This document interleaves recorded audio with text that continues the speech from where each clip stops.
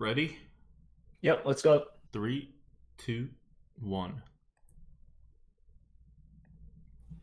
Welcome to the Lightforge. This is Abukta.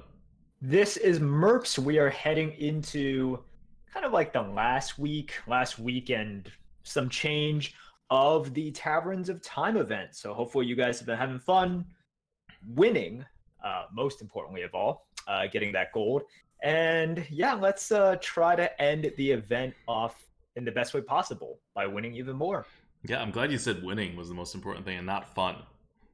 Well, for you, it's like winning allows fun, right? So yeah, the time meta is coming to an end. We're entering our third week. You probably accepted all these new cards into your hearts, and they haven't been that bad. So Blizzard did one thing, which during the last week, which was kind of I think they were trying to make things better, and it almost certainly made things worse, which happens a fairly high percentage of times when Blizzard tries to make things better in the arena. And again, we've dug in, looked at the numbers, figured out what they did, why things happened, and where they kind of made their mistake. One of those innocent mistakes that if they had a team that tested this stuff, it would have come out, but we know that they don't have a team that really tests this stuff. And, they've kind of told everybody this for like the last year, so it's not really a surprise. And it's also one of those mistakes that you can see why it happened. It's something you have to like think a little deeper about the issue when you're designing this update in order to catch it. And it's an update that came out very quickly, and it has to come out very quickly if you're actually going to rebucket these cards that are only in the arena for 3 weeks. Like, you get your data as soon as you think you have enough data, and then you implement the changes. Like, it's gotta go, right? And so this slipped. Yeah. So, look, we should explain exactly what happened. Yeah, if you've been playing, you know what's happened. You can see it. Like, this is a visible change that's kind of showed up in the meta.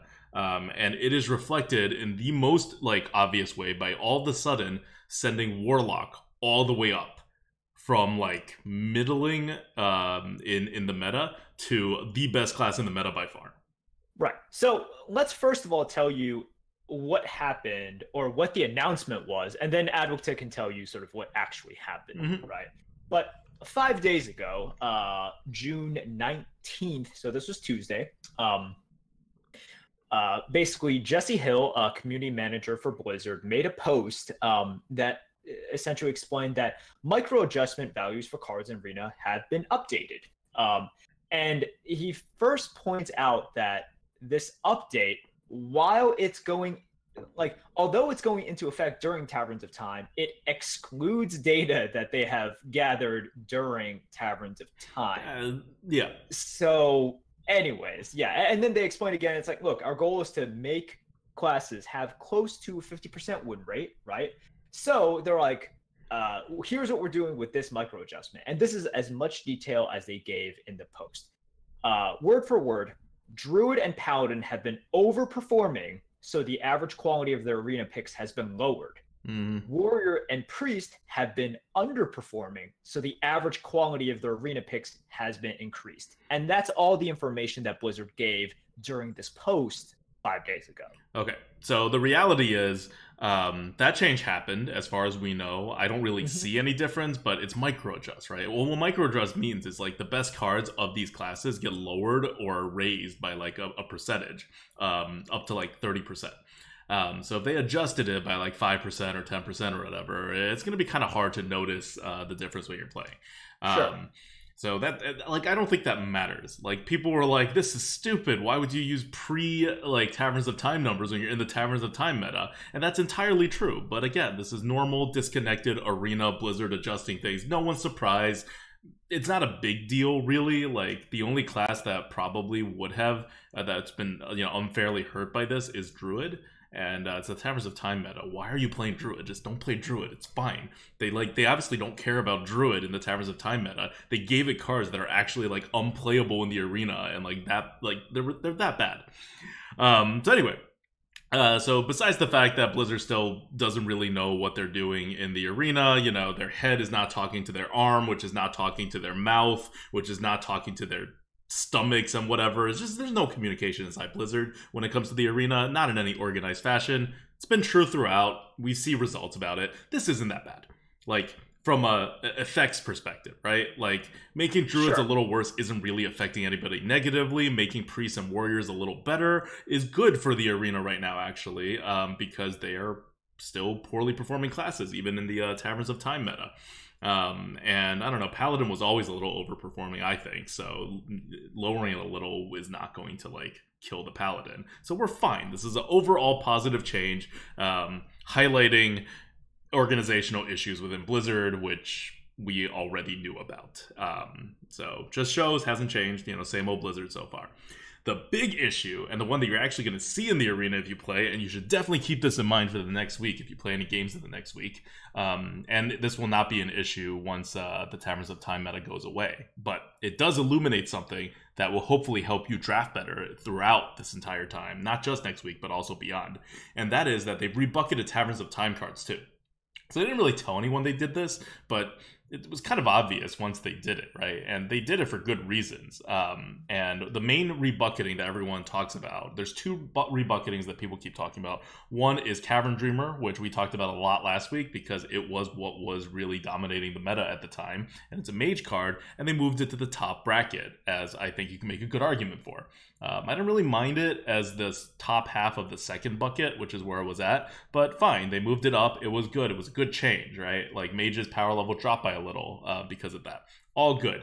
They also rebucketed a bunch of other things, like, what's that 3-mana 2/3 card that like discovers you a card instead of drawing your first turn card? I forget what that card is called. Tomway Wanderer? Maybe. Okay. But yeah, and it's a 2/4. It's a 2/4. Right, 2/4. Yeah. Sorry, 3-mana 2/4. That card was one of the most over bucketed cards, in neutral cards at least, in the Taverns of Time, and that got bucketed down. So now it's actually draftable, which is nice to see, right? What? Witness. Sorry. Yes, Timeline Witness. I was like, no.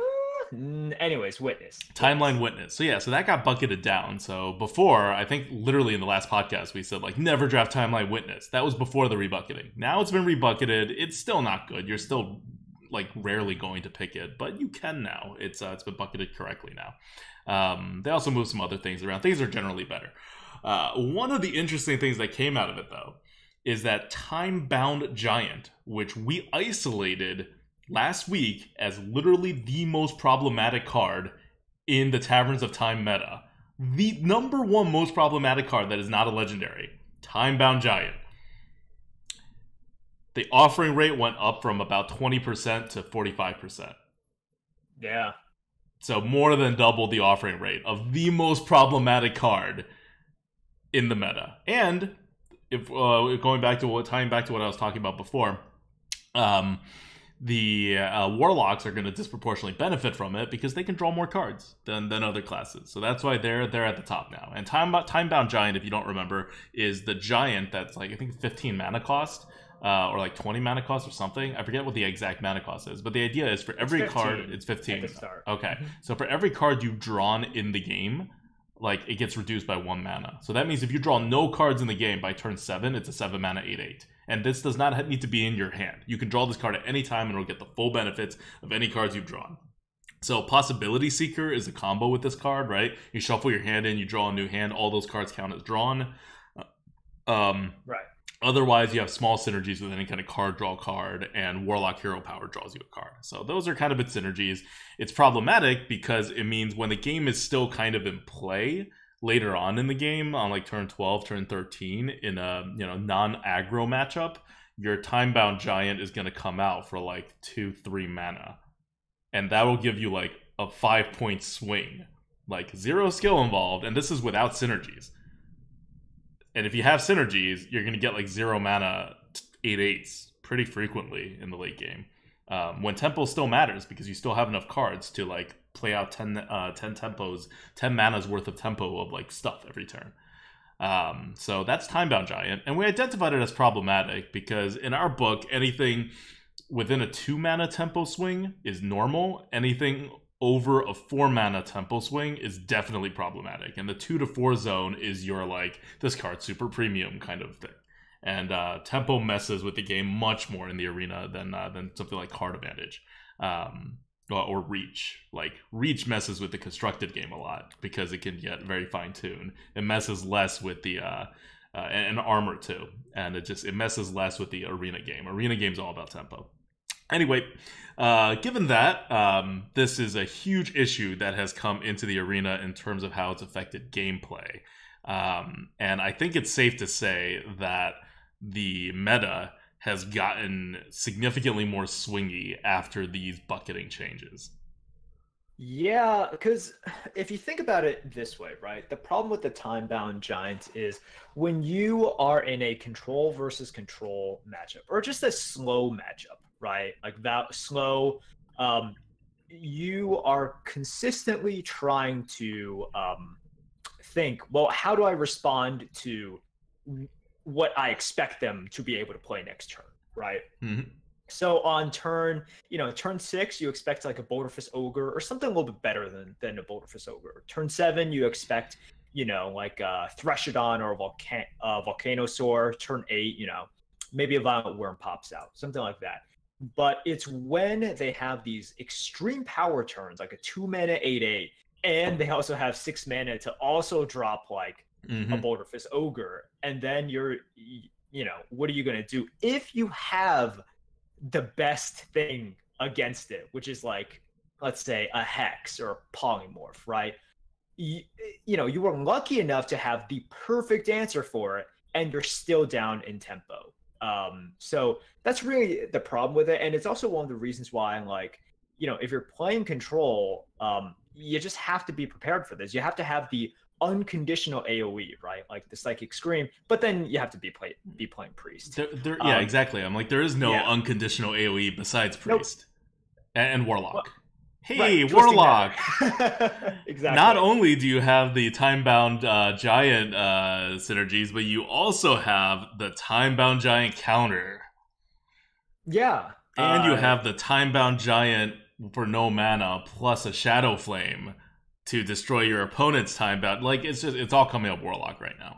And it's coming up Warlock in the silly way, right? In, like, the very, very, like, stupid, like, oh, we're gonna swing the tempo by 8 mana anytime we want, like, as long as we draw this card in the, like, late game kind of way.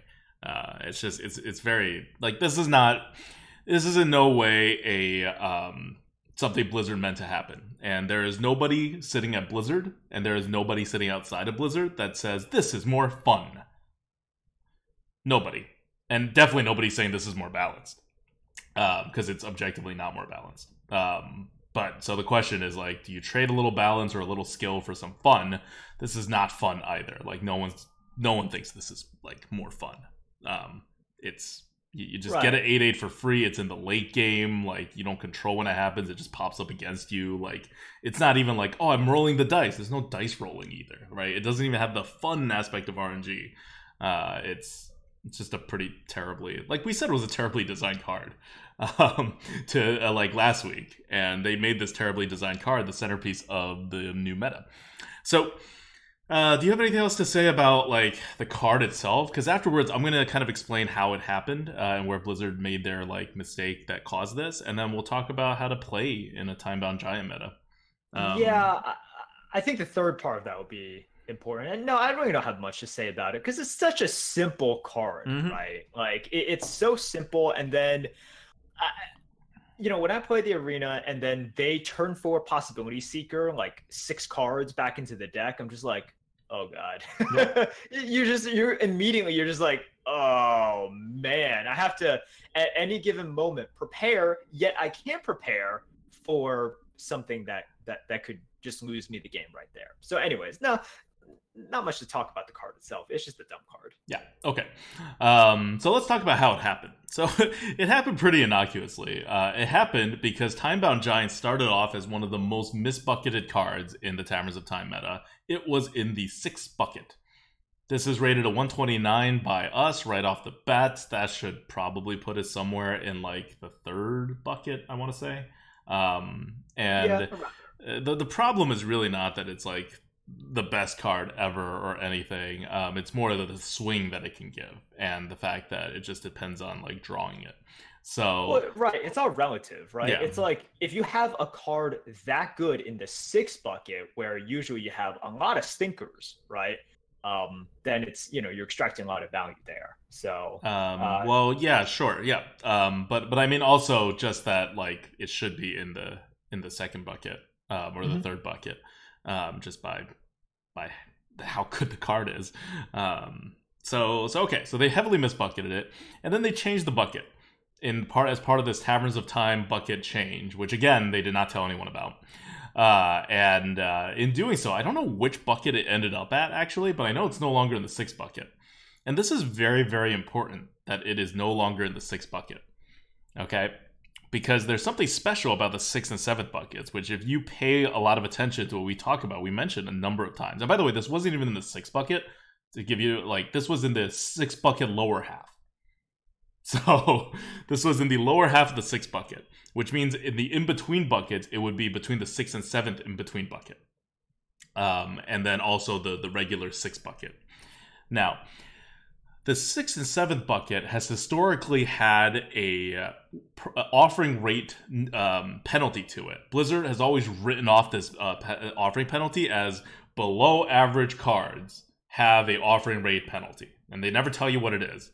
Before Witchwood, it was 75% on the 6th bucket and 50% on the 7th bucket.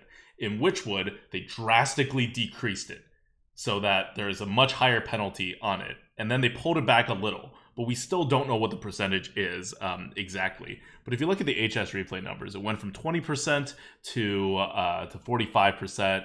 And another problem is that it was in the second half of the 6 bucket. So it was kind of like your normal offering rate for the 6 bucket. Let's say the new 6 bucket offering rate is 50%, right? So you get the 6 bucket being offered only 50% of the time, and then you get the 7th bucket only being offered, let's say, 25% of the time, and that in-between bucket being offered like 37.5% of the time that it should. I mean, 37.5% of the time that it should.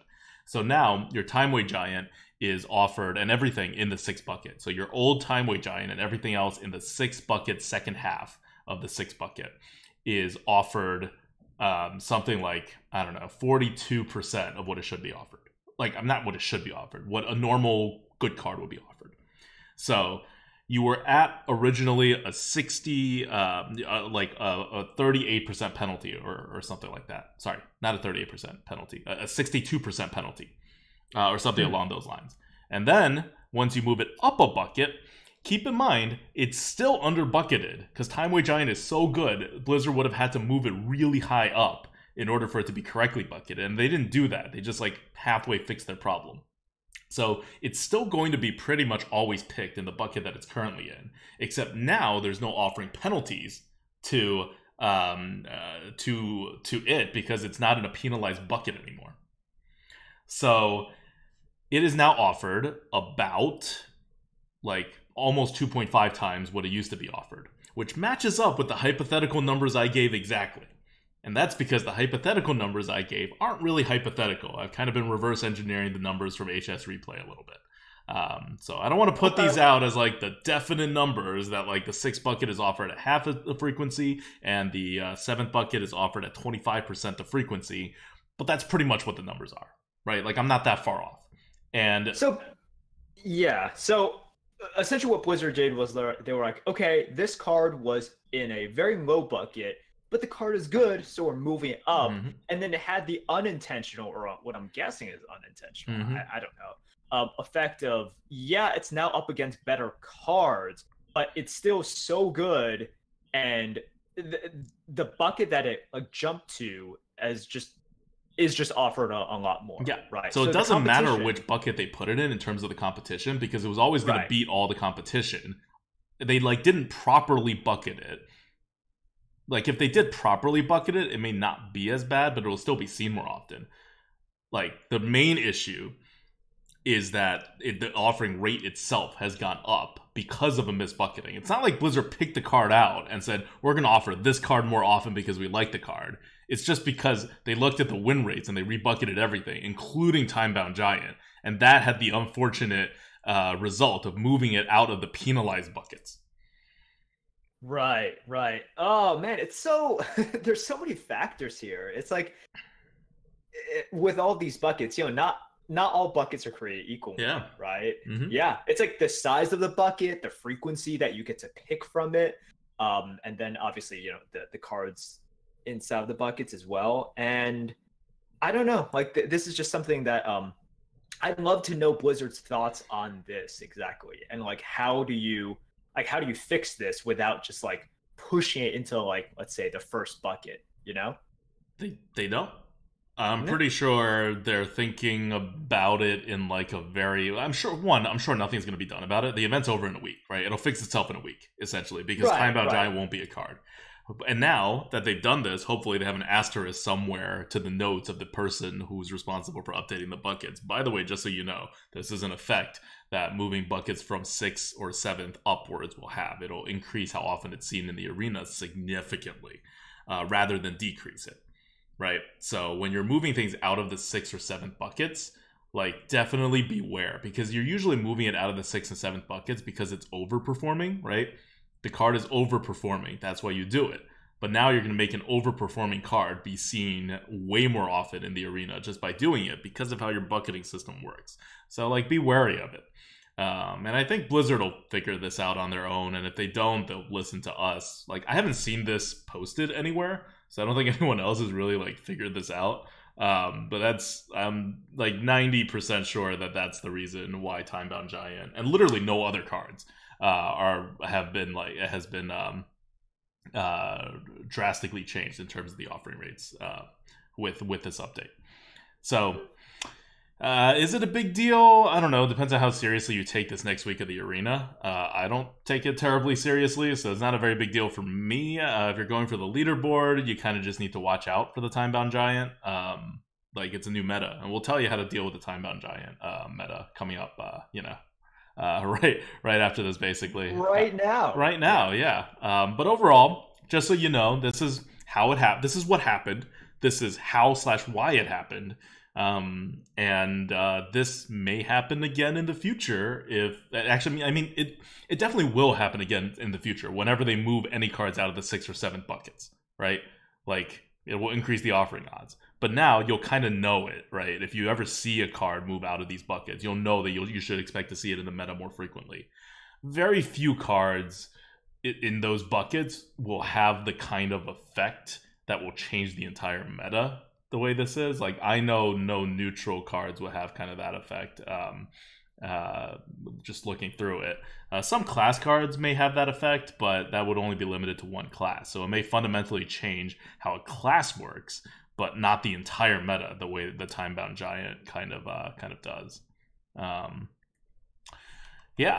Just so you guys have an idea of what may happen, because I have a feeling that there's going to be another rebucketing once this event ends, and there's definitely going to be some kind of rebucketing between now and when the next expansion happens, because they just have more data. In the 6th bucket, potential movers that, if they were to be moved to their correct buckets, would change the arena, is in the 6th bucket, there is a Cult Master. That is kind of a big deal. There is also Green Jelly, Giant Wasp, Hoarding Dragon, Necrotic Geist.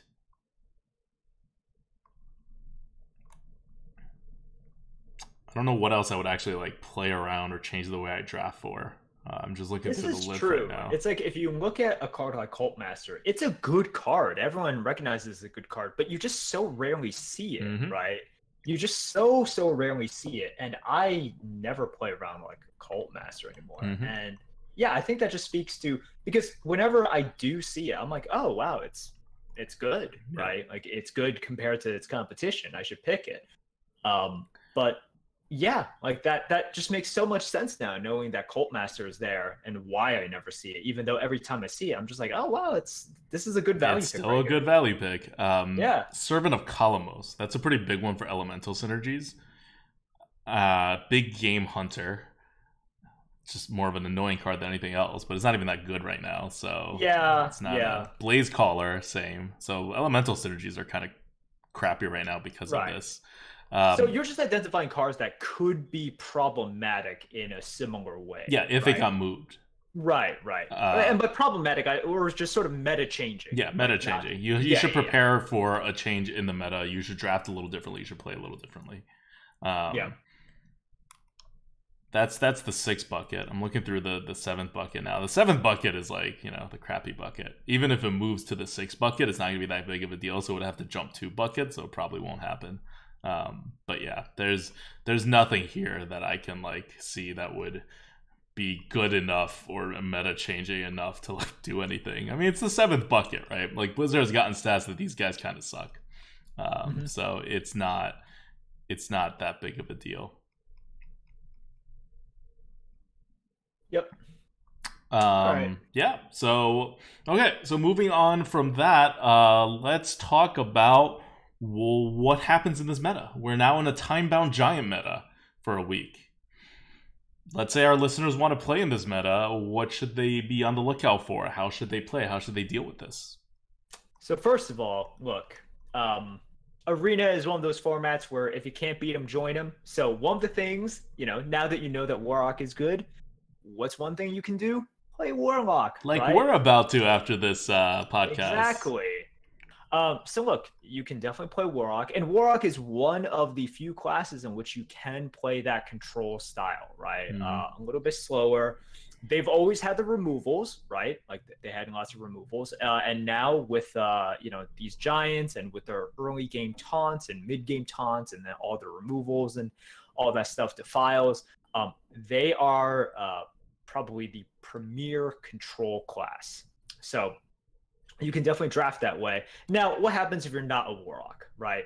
You have to know, like in the time-bound Giants meta, the bar for control, for you to be an effective control deck, is much higher. So, and what happens is you need to be prepared, if you're a control deck, for that huge swing turn in the mid and late game from your opponent, in which they play the 2-mana giant, they play the 1-mana giant, and they play other stuff, and then you need an answer to that. So right? Keep in mind that is 8 tempo of swing that you should expect any Warlock who has more than 5 wins to have. They don't all have them, but if it's that good of a card and half the Warlocks have them, and you're facing a 5-1 or 5-2 Warlock, they're more likely going to have it than not. Like much more likely going to have it than not. And it's a Warlock, so especially with Possibility Seeker around and like various draw cards. Also keep in mind one of their Taverns of Time cards is it draws them 2 cards and discounts the mana. It's Grasp the Future. And that's a little under bucketed in anyway, so they should probably pick that card as well. You just get a lot of good synergies going on. So they're probably going to have it if the game is still in play by like turn like 12 or 13 or something. Like, This is not like normally the way I think about it is if a game goes to like turn 12 and I'm facing a deck and it has like, let's say a Spike Steed, they have like a little over 50% chance to actually have it in their hand by that point. With a Warlock, they have like an 80% chance to have it in their hand in this meta. So if you just look at all of the other classes, like how do they play, right? And what classes could traditionally play the control sort of role? That would probably be Shaman. That would have been, Mage, right? The problem is just Warlock just does it a little bit better than them now. And these days, if you're the Mage or Shaman trying to play control and you don't have that polymorph and you don't have that lead on board when they drop the giant, you're pretty much done, right? Like they you are expecting, let's say, 8 mana's worth of tempo on their turn, but they play like 15 mana's worth of tempo, and you're pretty much screwed. So what this means is, look, if you are not one of those, dirty giant control decks, you got to go faster. You got to basically play, get damage, and if you're facing the warlocks, you want to get face damage anyways, right? Right. But this morning, and I think this is a great example. I was watching Shady and Collins, and they were playing. Collins, by the way, going to be on the Lightforge podcast next week. Ooh, very nice. To send us back into the normal meta. Exactly. But if you guys don't watch them very often, so weeks back, maybe like a month now, Shady and Collins were well known for a very grindy control, sort of like AoE heavy shaman. Like right? Tier 1 cards, because shaman gets offered a lot of Tier 1 cards because they have a very high class adjust because they were otherwise kind of doing poorly. So it's like Volcano versus Fire Elemental versus what do you call the Flame Tongue Totem, right? That was like a very and versus Earth Elemental. Those were their Tier 1 like class picks. And back then, the idea of playing Control is that you always take Volcano because that's the giant control card.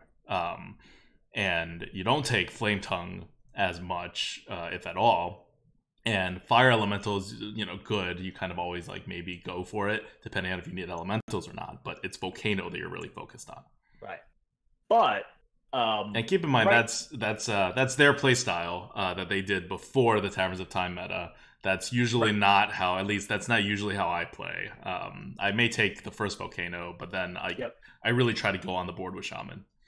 Yep. So this was before Taverns of Time, and they had such success with it. But today they drafted the polar opposite deck, right?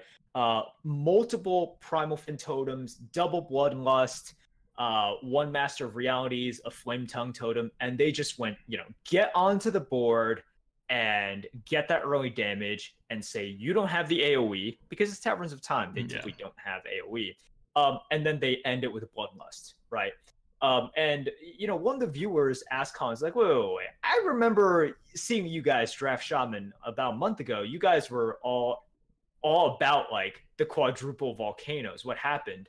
And Collins is just like, he's like, you can't beat the giant decks. He's like, control decks these days can't beat giant control decks. Yep. So unless you are playing a giant control deck, at some point in the control versus control matchups, you face the opponent who has like double giants, and it's just too much, right? It's just too much for you to handle. So your solution now is you are either the giants deck or you go way under that giants deck, and then you are able to get them low and just make it irrelevant, right? Like, don't give them until turn 12 to play a 0 mana giant. It's like, okay, what are you gonna do? Like, by turn 7 this game is almost over, and on turn 8 you play like a 5 mana 8/8. It's like, okay, that's fine, I don't really care about that. But that's sort of where we are right now. And so if you've been listening to the podcast last week or the week before, even before the new meta started, it's exactly what we've been saying. Like, the entire time. Not even because of Time-Bound Giant specifically, but just when the whole time meta goes a bit slower, you want to go a bit faster. That's been the key, for throughout. Like, the last 3 Lightforges. The last 2 Lightforges. We've been saying this because 3 Lightforges ago, we didn't know Taverns of Time was going to be a thing. And it brings great success to everybody who kind of goes for it and knows how to play an aggro game. In the Time-Bound Giant meta, that's not just like advice on how to generally draft stuff. That's like, if you want to go to the high wins, you have to do that. Like, it kind of took the original advice and like squared it.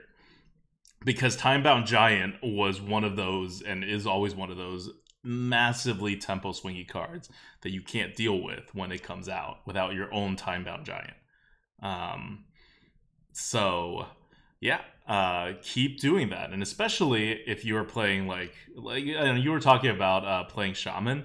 Like Shaman now, there's no control in Shaman now. But you also have Master of Realities, which works way better in a more aggressive deck than in a more controlled deck. because you put it out there as 7 health. If they try to remove it, you're getting more face damage. If they don't remove it, you get way too much value because you have small minions to drop because you're not a control deck.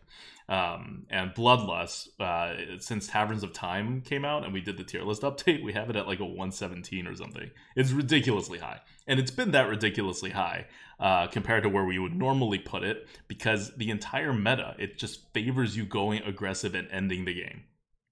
And that's what, the tier list picks up on that because it sees all the cards in the meta and where things are going to go, and it can figure out the best archetypes for the meta and go based on that on the board states and and your health states.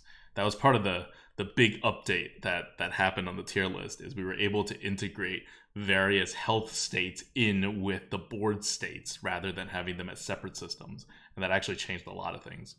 And so, yeah, one of the things was Bloodlust went up like 15 points.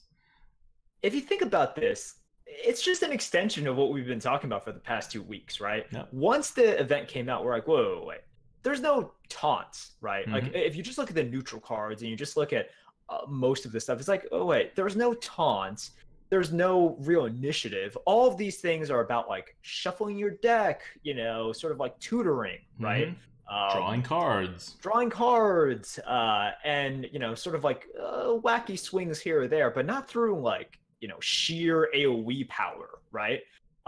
So because of that, like even early we identified, we're like, wait, like this is a good opportunity to go aggro, right? Like this is good. And what Warlocks did after the Giants thing, they just became a stronger control / late game deck, right? Like it just strengthened that.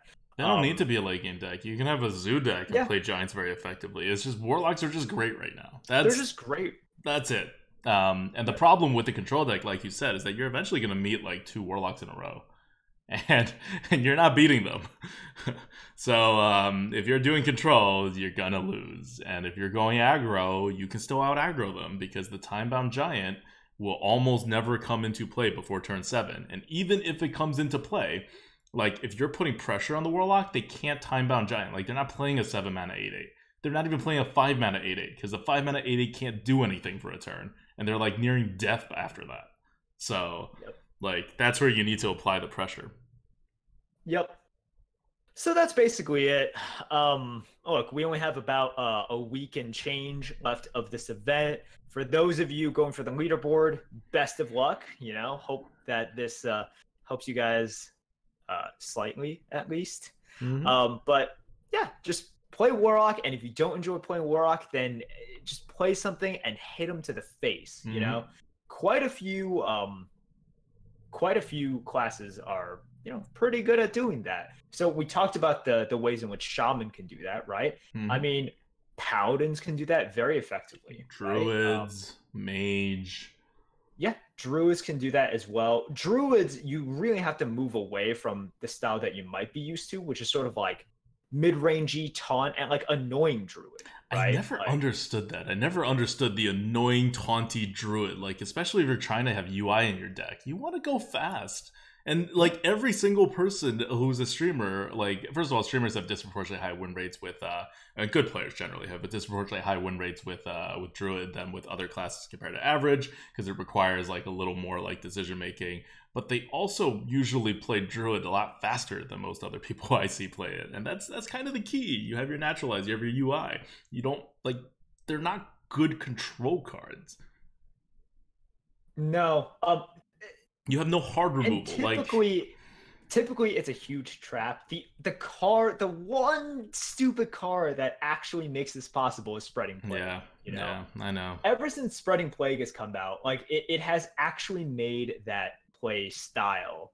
Which is fine, I guess. You have diversity in Druid, but this is not the time to do that play style. This is not the time to do that. Also, if you guys are curious, Druid is last in win rate right now. And remember, they just got their good cards adjusted down in offering rate, so they're even worse now than they were. They're worse. They're bad. They're bad. But they're not actually, like, the thing is, they're not actually that bad. They're very equipped for this meta.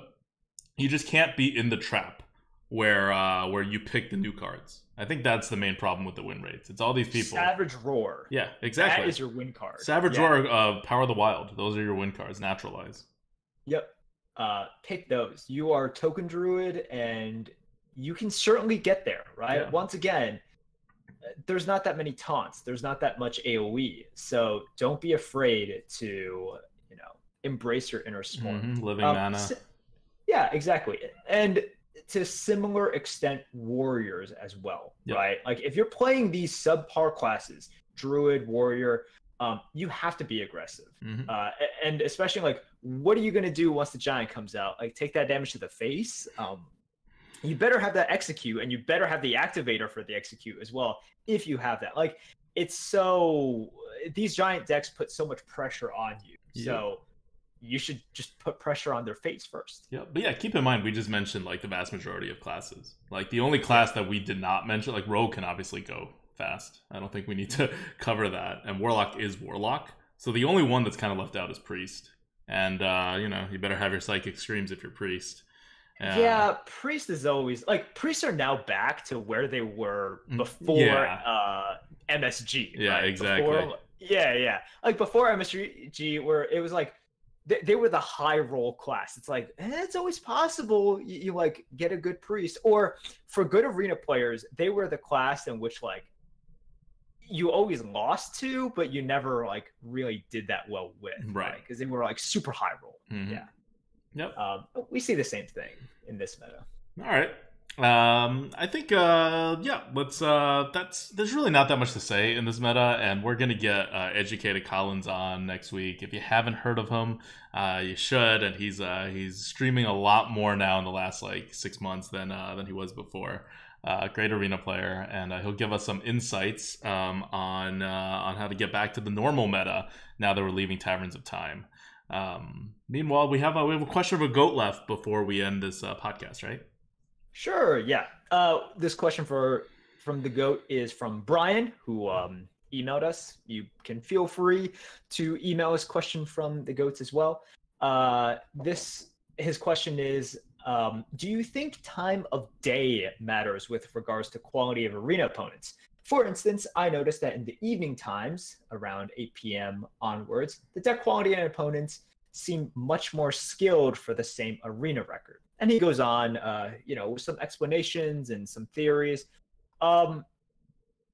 This is not a new question. People have wondered this for a long time. They have their theories. I know you are very opinionated. Oh my god. I had a whole record that backed up all this, where my weekend win rate back in Classic was literally 2 wins per run lower than my weekday win rates. Like, that's how silly it is. And I'm like I have a day job, so I'm like more well rested on the weekends, and like, it's not like I'm drinking and playing or anything like that. Whereas on the weekdays, I'm tired.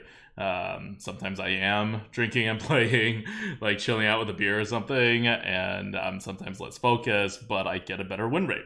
So, and on the weekdays it would be at night. So it's the exact opposite of what Brian's talking about here.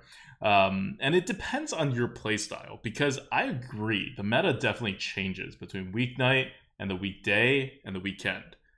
That's definitely, you can tell the meta shifts. He thinks it's easier. I think it's harder. And it's because it depends on what your expectations are for your opponents. Like, oh no, he thinks it's harder in the evenings. Yeah, he thinks it's harder in the evenings. That's what I'm saying. I think it's easier in the evenings. Oh, okay. And I think it's easier in the evenings because I know what's going on in the evenings. I have better reads in the evenings. I could make my opponents do bad things, and I can prevent myself from getting trapped. And on the weekdays, I can't, because they're doing stupider stuff, but they're not like that much worse of players. So it's just, and maybe they're not doing stupider stuff, they're just doing more peculiar stuff that suits that meta. And it's the equivalent of like signing on to the Asia servers, like, and trying to figure stuff out there. Like, I'm gonna do worse because I don't know the meta as well. So when we talk, at least when I talk, I'm usually doing the meta that I'm in, which is weeknights and weekends. And I definitely do better on weeknights than weekends as a general rule. Okay. So this is something which I don't have a strong opinion about. I haven't really seen anything.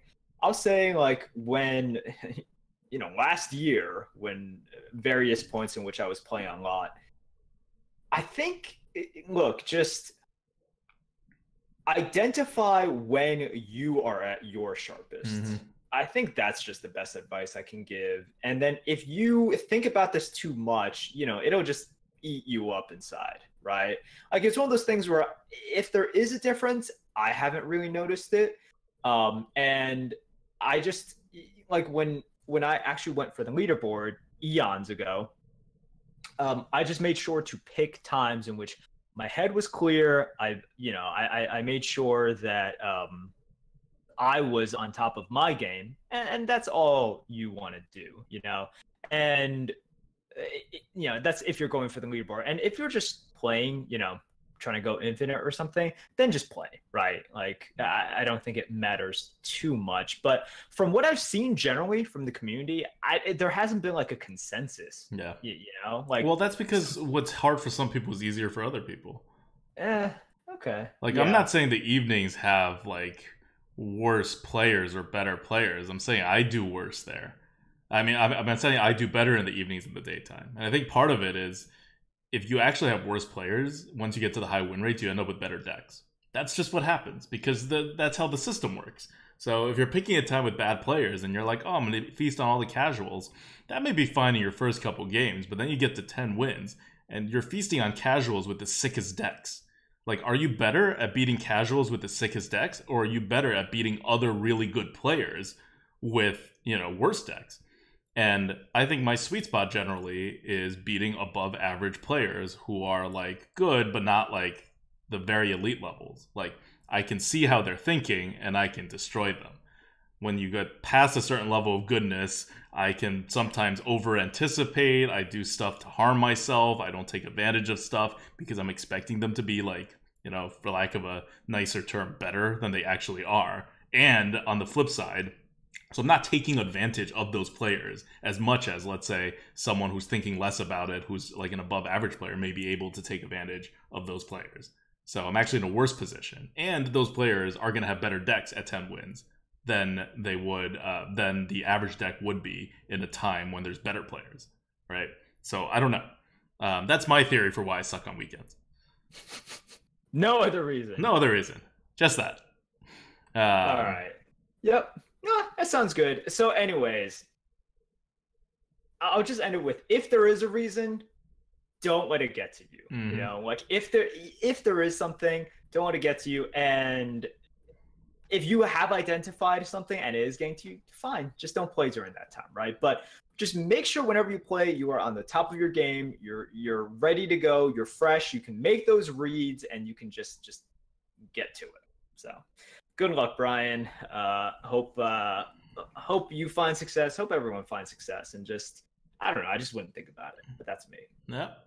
That's it from us. I want to give a shout out to our patrons, patreon.com/grinninggoat. You guys really help us out a lot, and we very much appreciate it.